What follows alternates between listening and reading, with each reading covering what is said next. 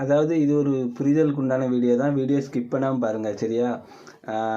Video skip பண்ணாமல் கடைசி வரைக்கும் பாருங்கள். அப்போ தான் என்ன சொல்லுங்கிறது புரியும். இப்போ வந்து நீங்கள் வந்து என்ன சொல்லுவீங்க, என் தங்கச்சியை எப்போ கூப்பிட்டு வச்சு வாழுவேன் அப்படின்னு கேட்குறீங்க. நான் வாழ மாட்டேன்னு நான் சொல்லலை, சரியா? நான் வாழுதேன்னு தான் சொல்லுதேன். அவளுக்கு வந்து ஒரு வேலையும் வீட்டு வேலை செய்ய தெரிய மாட்டேக்கு. நான் அவளை வச்சு என்ன செய்ய சொல்லுதீங்க சொல்லுங்கள்? ஒரு வீட்டு வேலையும் செய்ய மாட்டேக்கா. என்னை எய்த்து தான் பேசிக்கிட்டு இருக்கா. டெய்லி சண்டை தான்.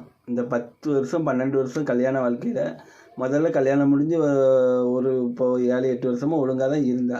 திரும்பவும் சண்டை தான். அவளுக்கு எனக்கு ஆஸ்பத்திரியில் கை உடஞ்சி கிடந்தனே, என்னை ஒரு எட்டு பார்க்க வந்தாளா?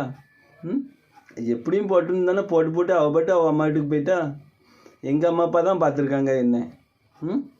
எந்த இதில் வந்து கூப்பிட்டு வச்சு ஏன் வாழ மாட்டேங்கன்னு எதுக்கு கேட்குங்க? அதாவது எனக்கு அவளுக்கு செட் ஆக மாட்டேங்குன்னு தெரிஞ்சு போச்சு. திரும்ப ஏன் வாழ மாட்டேங்கன்னா என்ன அர்த்தம்? எனக்கு அவளுக்கு ஒத்து வரலை. ஏன் சொல்கிறதையும் கேட்க மாட்டேக்கா. இந்த பெயிண்டிங் வேலை பார்க்குறது கூட அவளுக்கு பிடிக்கலை. நான் வேறு வேலைக்கு போகணுமா? எனக்கு பெயிண்டிங் வேலை தான் தெரியும். என் மேலே ஃபுல்லாக பெயிண்ட் வாடை அடிக்கும், மண்ணெண்ணெய் வாடை அடிக்கும். அப்போ பெயிண்ட் வாடை இல்லாதவனை பார்த்து கல்யாணம் பண்ணியிருக்க வேண்டியதுன்னா என்னென்னலாம் கேட்டால் தெரியுமா? இன்னும் என் மனசில் தான் இருக்குது. நான் வச்சு வாழ மாட்டேன், அதை மட்டும் தெரிஞ்சுக்கோங்க.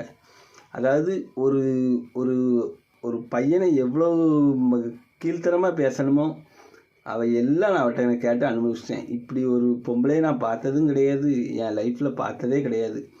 என் பிள்ளையை நானே வச்சு வளர்த்துக்கிட்டுதேன். அந்த 2 பிள்ளைகளை நீங்கள் என்றைக்கு அனுப்பினாலும் சரி, பெரியவன் என் கூட தான் இருப்பான் எப்போதும். அவன் அம்மாட்ட போகிறேன்னு அவன் சொல்லவும் இல்லை. அவன் என் கூட நான் இப்படி தான். நானே எழுதி தர வேண்டாம், அவளும் எழுதி தர வேண்டாம். அவங்கவுங்க வழியை பார்த்துட்டு இருக்கட்டும். என் வாழ்க்கையை அதனால் நாசம் பண்ணிட்டீங்க. நன்றி.